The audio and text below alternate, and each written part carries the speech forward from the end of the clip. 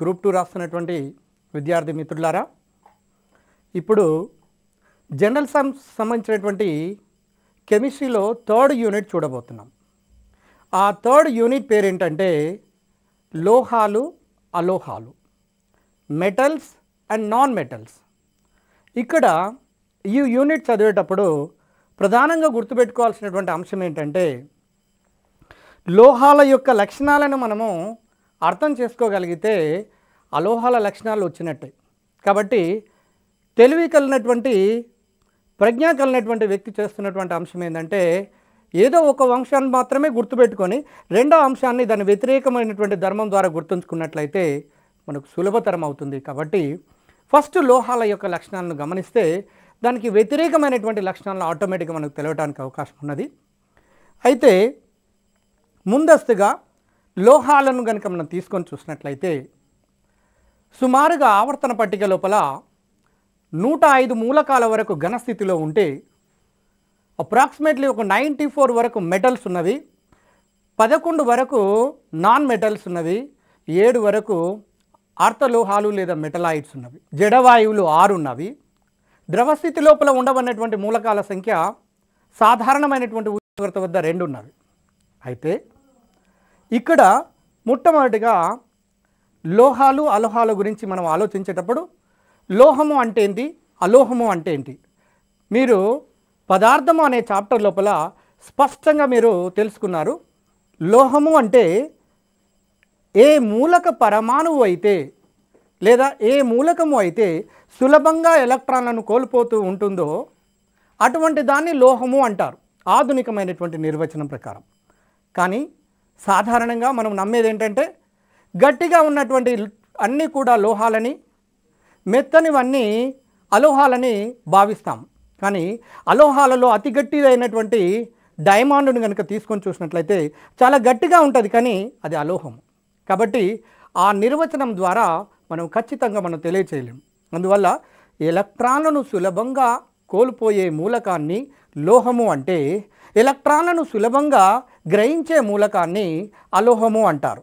కాబట్టి మొదటి దాన్ని కనుక తెలిస్తే రెండవ దాన్ని ఆటోమేటిక్గా మనం తెలుసుకోవడానికి అవకాశం ఉంటుంది. ఇక్కడ మీరు ఆవర్తన పట్టికను గమనించండి. ఆవర్తన పట్టిక లోపల ఎక్కువ శాతము లోహాలతోనే నిండి ఉన్నది. మనము లోహాలు లేకుంటే మనం బతకలేనటువంటి పరిస్థితులు ఉన్నాయి. మన శరీరంలో మీరు బయటి ప్రపంచంలో ఎక్కడ చూసినా కూడా ఈ పదార్థం అంతా కూడా అనేక లోహ అలోహ అర్ధలోహాల యొక్క మిళితంగా ఉన్నది. అందుకోసమే వాటి గురించి మనము ఎంతైనా తెలుసుకోవాల్సినటువంటి అవసరం ఉన్నది. ఇక లోహాల గురించి ప్రధానమైనటువంటి లక్షణాలు కనుక చూస్తే నిర్వచనాలు కాకుండా లోహాలను తాంతవత అనే ధర్మం ఉంటుంది. లోహాల గమనించండి, తాంతవత అనే ధర్మము. తాంతవత దీన్ని గుర్తుపెట్టుకోవటం సులభము. తీగలుగా సాగదీయగలిగే ధర్మాన్ని తాంతవత అనే ధర్మము అంటారు. తీగలుగా, సన్నటి తీగలుగా. ఉదాహరణ బంగారం తీసుకోండి, ప్లాటినం తీసుకోండి. ప్లాటినం అయితే ఒక వెంట్రుకలో 6వ వంతు భాగం వరకు అంత సన్నటి తీగనిగా కూడా మనం సాగతీయవచ్చు. అంటే తాంతవత అతి ఎక్కువగా ఉండబడినటువంటి ధర్మం కలిగినటువంటి మూలకం ఏది అంటే ప్లాటినం చెప్పచ్చు. తాంతవత అనగా తీగలుగా సాగదీయగలిగే ధర్మము. లోహాలకు ఉంటే అలోహాలకు అలాంటి తాంతవత అనే ధర్మము లేదు. అట్లాగనే అఘాత వర్ధనీయత. అఘాత వర్ధనీయత అంటే లోహాలను మనము రేకులుగా సాగదీయవచ్చును, రేకులుగా పలుచటి రేకులుగా సాగతీయవచ్చును. అలోహాలకు అలాంటి ధర్మము లేదు. కాబట్టి లోహాలకైతే అఘాత వర్ధనీయత అనే ధర్మము, అలోహాలకైతే అఘాత వర్ధనీయత అనే ధర్మము ఉండదు. కాబట్టి అఘాత వర్ధనీయత అనే ధర్మము మూలకాలన్నింటిలో అంటే లోహాలన్నింటిలో అత్యధికంగా ఉండబడినటువంటిది ఏది అంటే అందరు అభిమానించే, అందరు ఇష్టపడే లోహమైనటువంటిది కింగ్ ఆఫ్ ద మెటల్ మీకు తెలుసు, గోల్డ్, బంగారము. బంగారం అనేది అతి పలుచటి రేకులుగా సాగదీయగలుగుతాం. కాబట్టి మనం ఆభరణాల్లో వివిధ రకాల రూపాల్లో మనం తయారు చేసుకొని ఉపయోగించుకుంటున్నాం. ఇది తాంతవత అఘాతనీయత అనే ధర్మాల మీద ఎందుకు మనం ప్రత్యేకంగా కేంద్రీకరిస్తున్నాము అంటే, ఎందుకు ప్రత్యేకంగా మనం వాటి గురించి చదువుతున్నామంటే గతము లోపల అడిగినటువంటి ప్రీవియస్ క్వశ్చన్స్ను గమనించినట్లయితే ఈ తాంతవత అఘాత వర్ధనీయత అనే ధర్మాలను ఎక్కువగా అడుగుతున్నారు కాబట్టి మీరు వాటి మీద ఎక్కువగా కాన్సన్ట్రేట్ చేయాల్సినటువంటి అవసరం ఉన్నది. ఆ తర్వాత లోహాలను ఆవర్తన పట్టిక బొమ్మను కనుక చూసినట్లయితే ఇక్కడ చూడండి, మీరు గమనించండి. ఆవర్తన పట్టిక బొమ్మను కనుక చూసినట్లయితే ఎడమ వైపు లోహాలు ఉంటాయి, కుడివైపు కనుక గమనిస్తున్నట్లయితే అలోహాలు ఉంటాయి, అర్ధలోహాలు ఉంటాయి, అలోహాలు, అర్ధలోహాలు, లోహాలు మొత్తం మూడింటితో కలిసి ఉన్నటువంటి కుడి భాగం అయినటువంటి దాన్ని పీ బ్లాక్ అంటారు. ఆవర్తన పట్టికను 4 బ్లాకులుగా విభజిస్తే ఎడమ వైపు ఉన్నదాన్ని ఎస్ బ్లాక్, కుడివైపు ఉన్నదాన్ని పీ బ్లాక్, మధ్యలో ఉన్నదాన్ని డి బ్లాక్. బ్లాక్ అంటే ఒక భాగము అని అర్థము. ఇక్కడ కింది భాగం లోపల ఎఫ్ బ్లాక్ అనేది ఉన్నది. అయితే ఇక్కడ ఎస్ బ్లాక్ లోపల మొత్తం కూడా లోహాలే ఉన్నది, హైడ్రోజన్ తప్ప మిగిలినటువంటివి క్షార లోహాలు, క్షార మృత్తిక లోహాలు. ఇక 3rd A గ్రూప్ నుంచి 0 గ్రూప్ వరకు 8th గ్రూప్ వరకు మీరు గమనించి చూడండి. అక్కడ లోహాలు కనపడుతున్నాయి, అలోహాలు కనపడుతున్నాయి, అర్ధలోహాలు కనపడుతున్నాయి. కాబట్టి ఎడమ నుంచి కుడివైపు గనక పోతున్నట్లయితే లోహ లక్షణము తగ్గుతూ అలోహ లక్షణము పెరుగుతుంది ఆవర్తన పట్టికలో. పైనుంచి కిందికి పోతున్నట్లయితే లోహ లక్షణము పెరుగుతున్నది. కాబట్టి మీరు సులభంగా గుర్తుపట్టవచ్చు. గ్రూపు మూలకాలను తర్వాత క్లాసుల్లో మీరు గుర్తుపెట్టుకుంటారు ఆవర్తన పట్టిక ద్వారా. పైనుంచి కిందికి పోతున్నప్పుడు పరమాణు సైజు పెరుగుట వలన ఆ పెరుగుట కారణంతోనే సులభంగా ఎలక్ట్రాన్లను కోల్పోతూ ఉంటుంది. సులభంగా ఎలక్ట్రాన్లు కోల్పోతుంది కాబట్టి లోహ లక్షణం అనేది గ్రూపులలో పైనుంచి కిందికి పెరుగుతున్నవి. గ్రూపు అంటే డౌట్ మీకు రావచ్చు. గ్రూపు అనేది ఏంటంటే ఆవర్తన పట్టిక లోపల నిలువు వరుసలు, పైనుంచి కిందికి ఉండే వరుసలను గ్రూపులు అని, అడ్డుగా ఉండే వరుసలను, అడ్డు వరుసను పీరియడులు అంటారు, ఇట్లా ఉండే వరుసలను గ్రూపులు అంటారు లేదా కుటుంబాలు అంటారు. అయితే ఇక్కడ మనం గమనించాల్సినటువంటి తాంతవత అఘాత వర్ధనీయత అనే ధర్మం తెలిసిన తర్వాత లోహాలు చాలా గట్టివి. చూడండి, పంటితో ఇనుప లోహాన్ని మనం కొరకగలమా? కొరకలేము. కారణం ఏంటంటే అతి గట్టిది కాబట్టి, లోహబంధాలతో నిండి ఉన్నటువంటిది, అది ఘన పదార్థంగా ఉంటుంది. అందువల్ల గట్టి పదార్థాల యొక్క ద్రవీభవన బాష్పీభవన ఉష్ణోగ్రతలు చాలా ఎక్కువగా ఉంటాయి. ఏ గట్టి పదార్థాన్ని తీసుకున్నా సాధారణంగా, ఉదాహరణకు డైమండ్, విశ్వంలో డైమండ్ తీసుకోండి, అలోహం అయినప్పటికీ కూడా అది ఒక ప్రత్యేకమైనటువంటి ధర్మం కలిగినటువంటిది. ఆ డైమండ్కు అత్యధిక ద్రవీభవన బాష్పీభవన ఉష్ణోగ్రతలు ఉన్నవి. అది ఒక భిన్నమైనటువంటి అంశము, దాన్ని స్పెషల్ గుర్తుపెట్టుకోవాలి. లోహాలకు మాత్రం సాధారణంగా గట్టిగా ఉంటాయి కాబట్టి, ఎక్సెప్ట్ సాధారణ ఉష్ణోగ్రత వద్ద ఉన్నటువంటి మెర్క్యూరీ తప్ప మిగిలినటువంటి అన్నీ కూడా గట్టిగా ఉంటాయి కాబట్టి ఎంపీబీపీలు చాలా ఎక్కువ ఉన్నవి. అంటే ద్రవీభవన బాష్పీభవన ఉష్ణోగ్రతలు చాలా ఎక్కువగా ఉన్నాయి. అంటే అలోహాలకు ద్రవీభవన బాష్పీభవన ఉష్ణోగ్రతలు చాలా తక్కువ ఉన్నట్లనే మీకు స్పష్టంగా అర్థమవుతున్నది. ఇకపోయినట్లయితే వీటి యొక్క లోహాల యొక్క వేలెన్సీలలో మీరు గమనించండి, 1, 2 లేదా 3 ఎలక్ట్రాన్లు మాత్రమే ఉంటాయి. సుమారుగా 1, 2, 3 ఎలక్ట్రాన్లు ఉన్నటువంటి వేలెన్సీ లోపల ఉండబడినటువంటి ఎలక్ట్రాన్లు కలిగినటువంటి మూలకాలన్నీ లోహాలు. అంతకంటే వేలెన్సీలో ఎక్కువ ఎలక్ట్రాన్లు కనుక ఉన్నట్లయితే అలోహాలు. ఇక్కడ ఒక డౌట్ వస్తుంటుంది. ఇక్కడ ఆర్ట్స్ బ్యాక్గ్రౌండ్ ఉన్నటువంటి వాళ్లకు వేలెన్సీ అంటే ఏంటి? వేలెన్సీ అంటే నేను ఇక్కడ చిన్న డయాగ్రామ్ వేస్తున్నాను, ఈ డయాగ్రామ్ను మీరు గమనించండి, మీకు తెలిసిపోతుంది. ఇది పరమాణువు అనుకున్నట్లయితే మధ్య భాగంలో కేంద్రకం ఉంటే, కేంద్రకము చుట్టూ తిరుగుతున్నటువంటి ఎలక్ట్రాన్ యొక్క తిరుగుతున్న మార్గాలను కక్షలు అంటారు. ఇక్కడ ఈ కక్షలను చూడండి, ఈ చివరగా ఉన్నటువంటి కక్షను వేలెన్సీ కక్ష అంటారు. దీన్ని వేలెన్సీ కక్ష, చివరి కక్షను వేలెన్సీ కక్ష అంటారు. ఈ వేలెన్సీ కక్షలో తక్కువ ఎలక్ట్రానులు, 1 లేదా 2 లేదా 3 ఎలక్ట్రాన్లు ఉన్నట్లయితే లోహాలు అని, అంతకంటే ఎక్కువగా ఉన్నట్లయితే అలోహాలు అంటారు.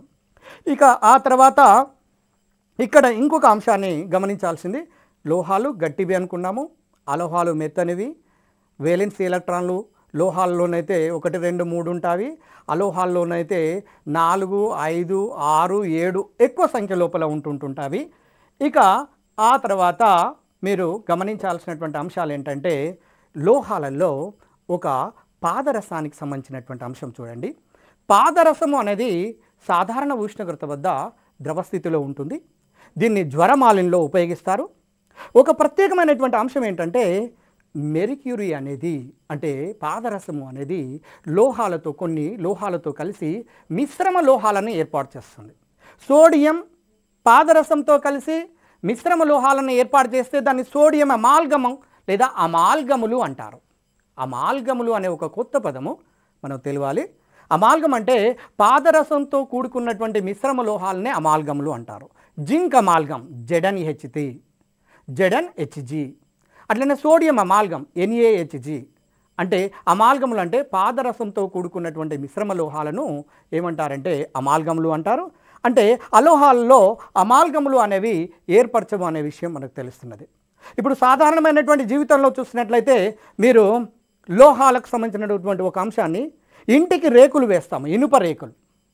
ఇంటికి ఇనుప రేకులు వేస్తుంటాం. ఇనుప రేకుల యొక్క పై భాగం లోపల లేదా ఇనుప రేకుల యొక్క సంఘటనాన్ని కనుక మీరు గమనిస్తే ఒక ఐరన్తో పాటుగా దానితో పాటుగా జింక్ అనే లోహం కూడా ఉంటుంది.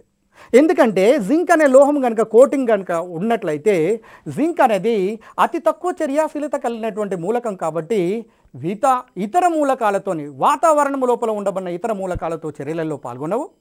మిశ్రమ లోహాలను ఏర్పరచడానికి అవకాశం ఉండదు, రస్ట్ ఏర్పడడానికి అవకాశం ఉండదు. కాబట్టి ఇనుప రేకులలో ఉండబడే లోహాలను కనుక గమనించినట్లయితే ఐరన్తో పాటుగా జింక్ ఉన్నది అనేది మనకు అర్థమవుతున్నది. ఇక్కడ ముఖ్యంగా ఐరన్ విషయాన్ని మీరు గమనిస్తే గత క్లాస్ లోపల మీరు చూశారు, ఇనుము అనేది మనం బయట కనుక పెట్టినట్లయితే కొంతకాలం తర్వాత రస్ట్ అనేది వచ్చేస్తుంది. రస్ట్ అంటే త్రుప్పు పడుతుంది.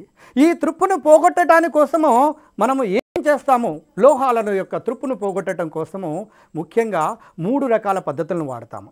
1 మిశ్రమ లోహాలుగా మార్చటం, 2 గ్యాల్వనైజేషన్ చేయటం, 3 రంగులను వేయటం.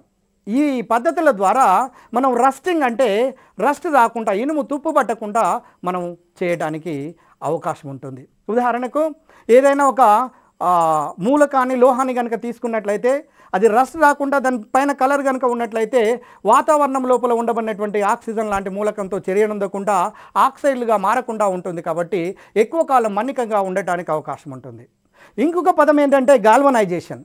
గాల్వనైజేషన్ అనే పదం ఎంత ముఖ్యమైన పదం అంటే కాంపిటేటివ్ ఎగ్జామినేషన్లో మీరు గమనించి చూసినట్లయితే సాధారణంగా ప్రీవియస్ లోపల చాలా సందర్భాల్లో అడుగుతున్నటువంటి ప్రశ్న. కాబట్టి గాల్వనైజేషన్, ఇనుము అనే లోహము చుట్టూ జింక్ అనే పూతను కనుక ఒక కోటింగ్గా ఏర్పాటు చేసినట్లయితే దానిని గాల్వనైజేషన్ అంటాము. ఇప్పుడే ఇనుప రేకులలో జింక్ అనే లోహాన్ని వాడుతాము అన్నటువంటి విషయాన్ని మీరు గమనించారు. కాబట్టి గాల్వనైజేషన్ అనేది బాగా గుర్తుపెట్టుకోండి. ఇనుము పైన ఒక జింక్ పూత అనే దాన్ని పూయటము అనేది. నెక్స్ట్ మిశ్రమ లోహాలు.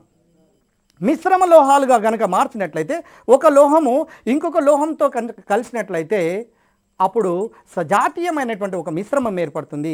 ఆ సజాతీయమైనటువంటి మిశ్రమము ఎట్టి పరిస్థితి లోపల సాధారణంగా రస్ట్ అనేది ఏర్పాటు చేయదు. కాబట్టి ఈ 3 పద్ధతుల ద్వారా మనము రస్ట్ రాకుండా చూస్తాము.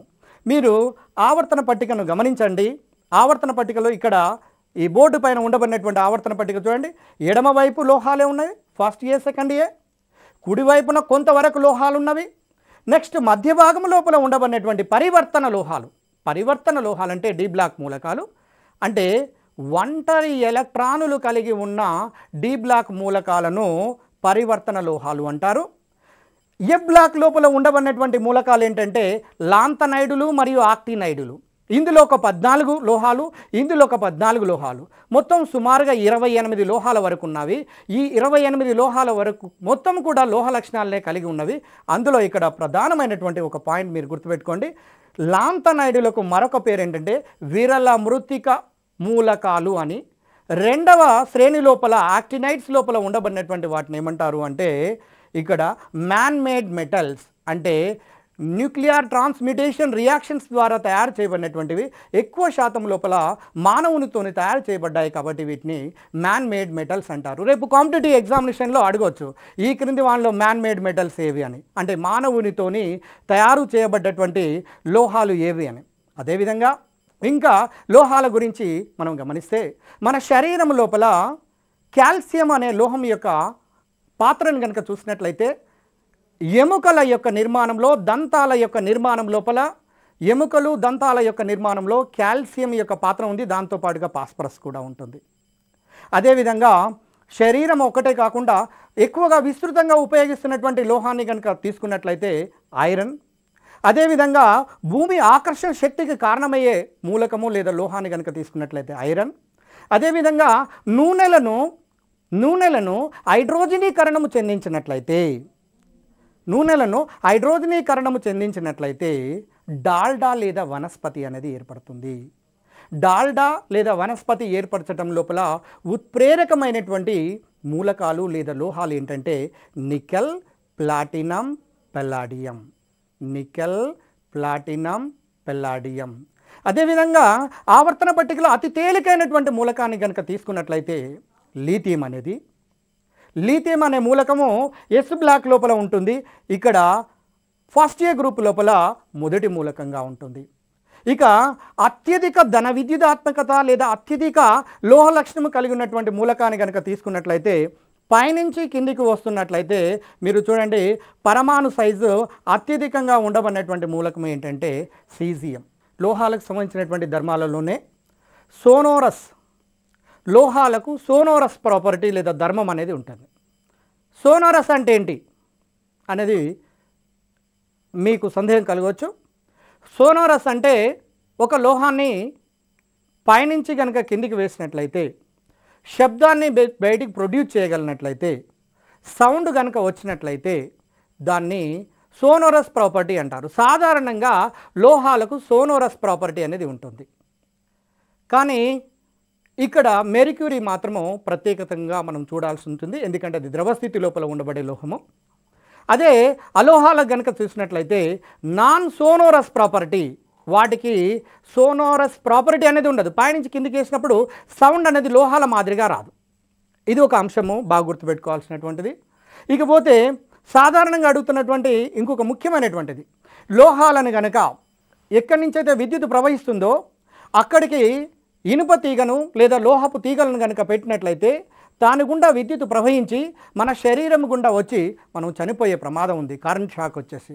కారణం ఏంటంటే మనం తీసుకున్నటువంటి లోహం అనేది స్వేచ్ఛాయుత ఎలక్ట్రాన్లను కలిగి ఉండటం వలన, స్వేచ్ఛాయుత ఎలక్ట్రాన్లు కలిగినటువంటి ఏ మూలకమైనా, ముఖ్యంగా లోహాలు స్వేచ్ఛాయుత ఎలక్ట్రాన్లను కలిగి ఉంటాయి కాబట్టి తమ గుండా విద్యుత్తును ప్రవహింపచేస్తుంటుంటాయి. కానీ అలోహాలు తమ గుండా విద్యుత్తును ప్రవహింప చేయనివ్వు. అందులో ఒక ప్రత్యేకత కలిగినటువంటిది ఉంది, కార్బన్ యొక్క రూపాంతరం. కార్బన్ యొక్క రూపాంతరంలో గ్రాఫైట్ను తీసుకోండి. గ్రాఫైట్ అలోహం అయినప్పటికీ చాలాసార్లు కాంపిటేటివ్ లోపల ఆ ప్రశ్న అడగడం జరిగింది. గ్రాఫైట్ అలోహం అయినప్పటికీ కూడా తన గుండా విద్యుత్తును ప్రసరింప చేయనిస్తుంది. దానికి కారణం ఏంటంటే దానికి ప్రత్యేకమైనటువంటి నిర్మాణము, దాంట్లో స్వేచ్ఛాయుతమైనటువంటి ఎలక్ట్రాన్లు లేదా స్వేచ్ఛాయుతమైనటువంటి పై బాండింగ్ ఎలక్ట్రాన్లు ఉండటం వల్ల తన గుండా విద్యుత్ ప్రసరణ చేస్తున్నది. కాబట్టి ఈ గ్రాఫైట్ అనే అంశము తప్పకుండా గుర్తుపెట్టుకోవాల్సినటువంటి అవసరం ఉన్నది. ఇకపోయినట్లయితే ఇంకా లోహాలకు అలోహాలకు సంబంధించినటువంటి అంశాలను మనం గమనించి చూసినట్లయితే ఇంకో కొన్ని అంశాలను చూడండి. ఆవర్తన పట్టిక వైపు గమనించి చూసినట్లయితే మనకు ముఖ్యంగా గత క్లాస్ లోపల మీకు గుర్తు చేయడం జరిగింది, హీమోగ్లోబిన్ లోపల ఉండబడే లోహము అతి ప్రాధాన్యత కలిగినటువంటిది ఐరన్. ఇక విటమిన్ B12 లోపల ఉండబడే లోహం అతి ప్రాధాన్యత కలిగినటువంటిది, అది కూడా కోబాల్ట్. పత్రహరితము లేదా క్లోరోఫిల్ లోపల ఉండబడినటువంటి లోహము మెగ్నీషియం. ఇవి ప్రధానమైనటువంటి లోహాలు. వీటి యొక్క ప్రాధాన్యత చాలా ఎక్కువగా ఉన్నది కాబట్టి తప్పకుండా గుర్తుంచుకోవాలి. అదేవిధంగా భూమి లోపల సమృద్ధిగా దొరుకుతున్నటువంటి లోహం ఏంటిదంటే అల్యూమినియం. ఈ అల్యూమినియానికి సంబంధించినటువంటి ముఖ్యంగా కాంపిటేటివ్ ఎగ్జామినేషన్లో ఇంకొక ప్రశ్న అడుగుతున్నాడు. అల్యూమినియం అనేది లోహము కాబట్టి చర్యాశీలతను కొంతవరకు కలిగి ఉంటుంది కాబట్టి ఇది బాక్సైట్ అనే ఖనిజ రూపంలో దొరుకుతున్నది. చాలాసార్లు చాలా సందర్భాల లోపల అల్యూమినియం యొక్క ఖనిజం ఏది, అల్యూమినియం యొక్క ధాతువు ఏది అని ఎన్నో సందర్భాల్లో అడిగాడు.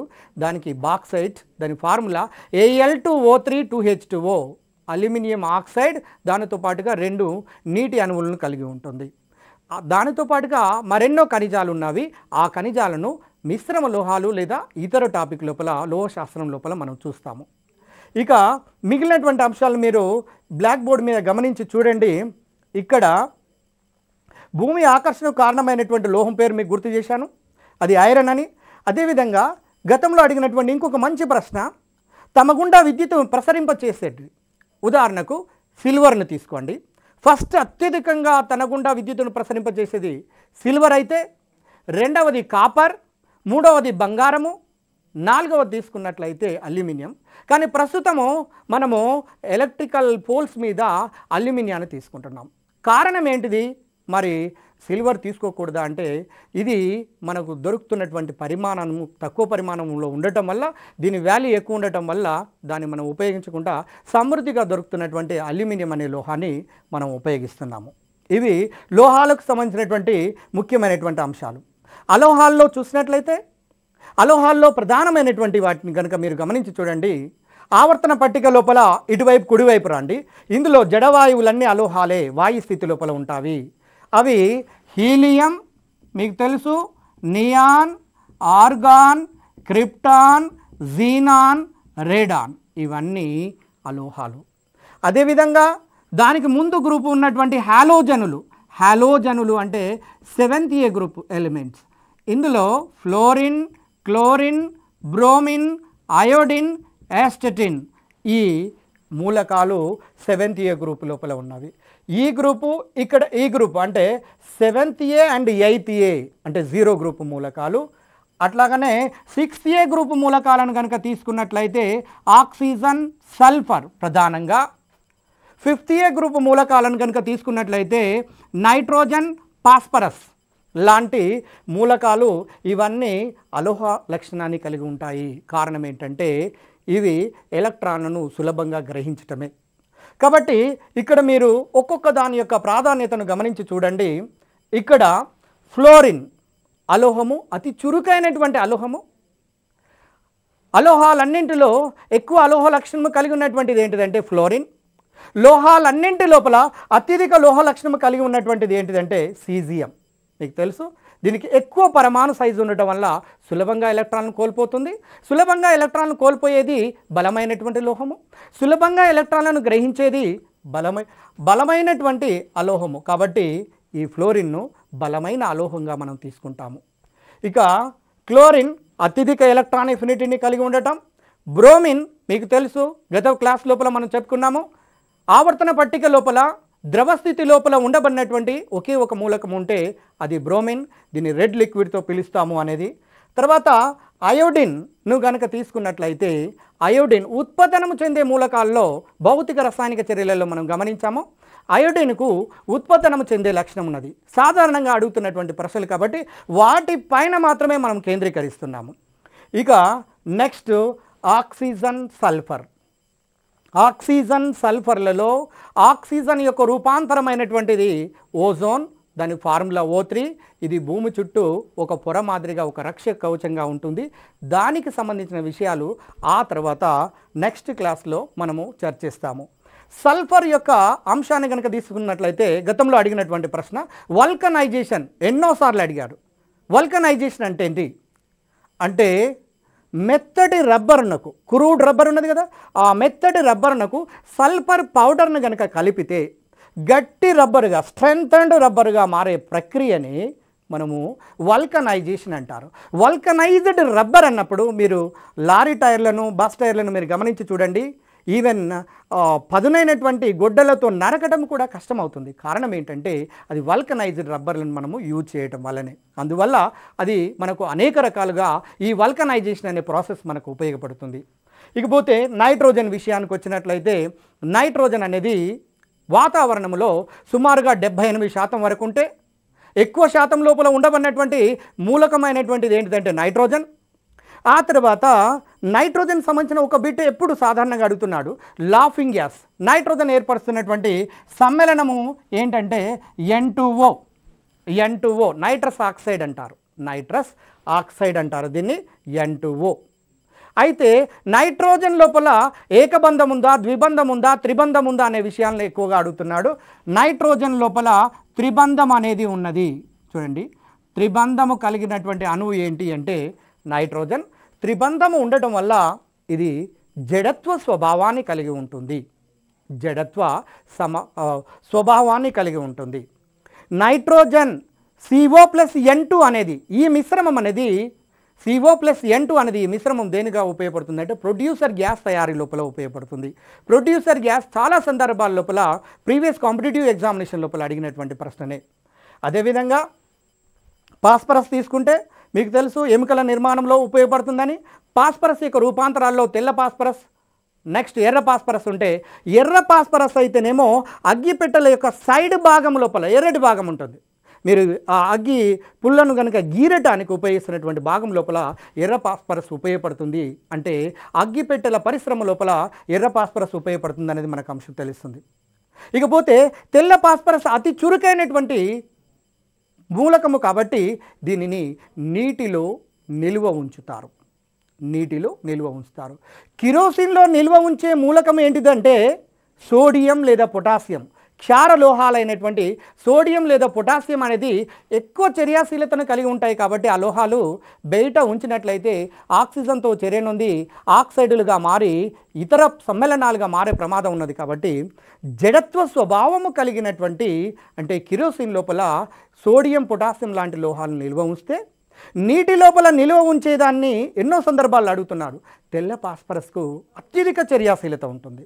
అందువల్ల పాస్పరస్ను కనుక బయటికి తీసుకొచ్చినట్లయితే గాలి లోపల ఉండబడినటువంటి ఆక్సిజన్తో కలిసి బగ్గున మండుతుంది. అందువల్లనే వేసవి కాలంలో గొర్రెల కాపరులు, మేకల కాపరులు మీరు గమనించండి, మనము కాష్టాల గడ్డ అంటే శవాలు ఎక్కడైతే ఉంటాయో ఆ ఏరియా గనక మేకలు, గొర్రెలు, కాపర్లు అక్కడికి వెళ్ళినట్లయితే వేసవి కాలం లోపల గాలులు వచ్చినప్పుడు బయటికి తేలినటువంటి ఎముకల లోపల ఉండబడినటువంటి తెల్ల పాస్పరస్తోని సడన్గా మండేసరికనే బగ్గున మంటలు వచ్చేసరికనే అక్కడ ఉండబడినటువంటి మేకల కాపర్లు ఇక్కడ కొరిమి దయం ఉన్నదని, ఏదో దయం ఉన్నది అని అనుకుంటారు. కానీ వాస్తవానికి అది సరి అయినటువంటిది కాదు.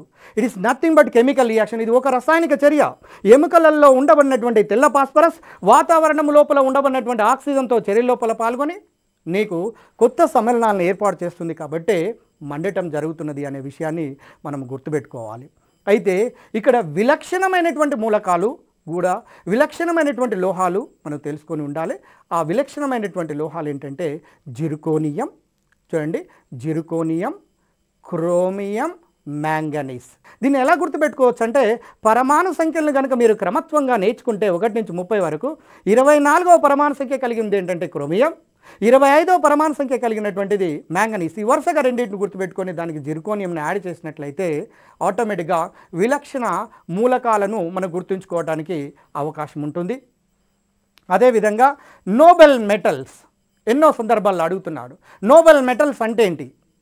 ఏ లోహాలనైతే వాతావరణం లోపల అంటే బయట పెట్టినప్పుడు, ఏ లోహాలనైతే వాతావరణం లోపల ఉంచినప్పుడు ఆక్సిజన్తో లేదా ఇతర మూలకాలతో చర్య నొందకుండా ఉండగలిగినట్లయితే వాటి నోబెల్ మెటల్స్ అంటారు. అవి ప్రకృతిలో స్వేచ్ఛగా అదే విధంగా దొరుకుతాయి. ఉదాహరణకు కాపర్, సిల్వర్, ఆరమ్, ప్లాటినం లాంటి లోహాలు. కాపర్ గుర్తుంచుకోండి, కాపర్ చాలా ముఖ్యమైనటువంటి bit. Copper, platinum, silver, aurum. Aurum అంటే ఇక్కడ బంగారము, సిల్వర్ అంటే వెండి. ఈ మూలకాలు గాలితోని లేదా ఆక్సిజన్తో చర్య నొందవు కాబట్టి వీటిని నోబెల్ మెటల్స్ అంటారు. ఇది ఒక ప్రత్యేకమైనటువంటి బిట్గా మీరు గుర్తుంచుకోవాల్సినటువంటి అవసరం ఉన్నది. అలోహాలలో ఇంకొకటి అతి ప్రధానమైనటువంటి మూలకం ఏంటంటే కార్బన్. కార్బన్ను కింగ్ ఆఫ్ ద ఎలిమెంట్ అంటారని కారణం ఏంటంటే అది విస్తృతంగా లక్షల మిలియన్ల సమ్మేళనాలను ఏర్పాటు చేయటం. దానికి ప్రత్యేకమైనటువంటి కారణాల గురించి కూడా మనము కర్బన రసాయన శాస్త్రంలో చర్చిస్తాము. దానికి ప్రధానమైనటువంటి కారణం క్యాటనేషన్. అయితే కార్బన్కు సంబంధించినటువంటిది అలోహము కాబట్టి దానికి సంబంధించినటువంటి ప్రధానమైనటువంటి అంశాలు ఏం అడుగుతున్నాడు మన కాంపిటేటివ్ ఎగ్జామినేషన్లో అంటే, కార్బన్ కనుక ఆక్సిజన్తో రియాక్ట్ అయినప్పుడు, పాక్షికంగా ఆక్సిజన్తో చర్యలలో పాల్గొన్నప్పుడు కార్బన్ మోనాక్సైడ్ అనే ఒక విషవాయువును విడుదల చేస్తుంది.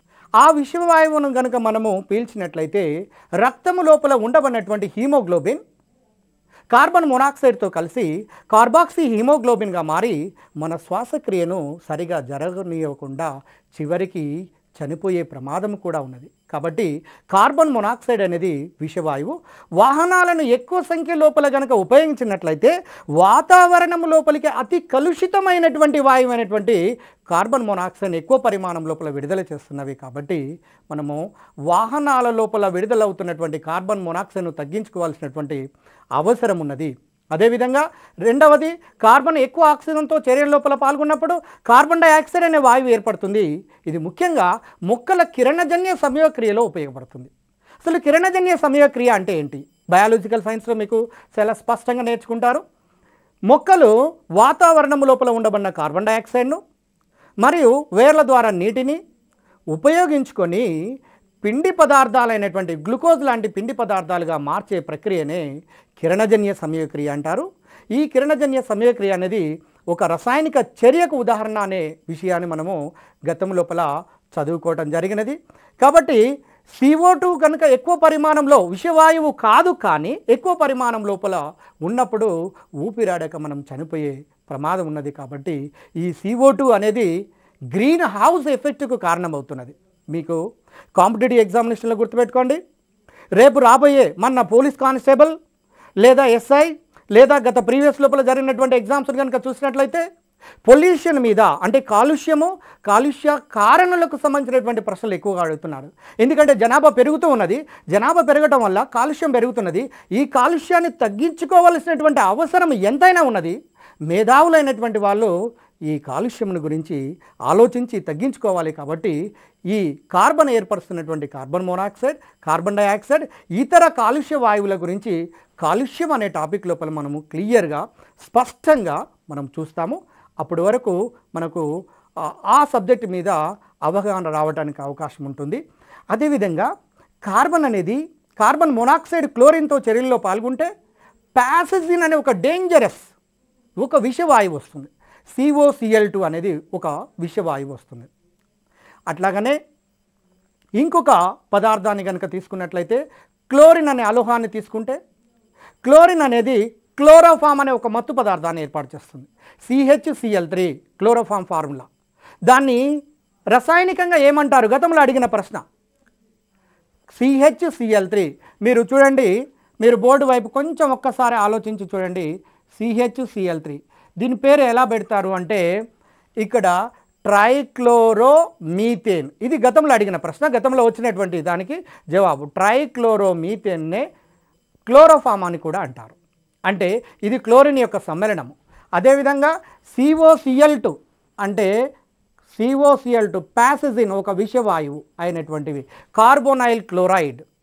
అట్లాగనే చీమల మందుగా ఉపయోగిస్తున్నటువంటిది DDT, పారా డైక్లోరో డైఫీనాయిల్ ట్రైక్లోరో ఈథేన్. దాని యొక్క పూర్తి పేరు కొన్ని కాంపిటేటివ్ ఎగ్జామినేషన్లో DDT యొక్క పూర్తి పేరు కూడా అడుగుతున్నారు. కాబట్టి గుర్తుపెట్టుకోండి, పారా dichloro diphenyl trichloro ethane DDT యొక్క పూర్తి ఫామ్.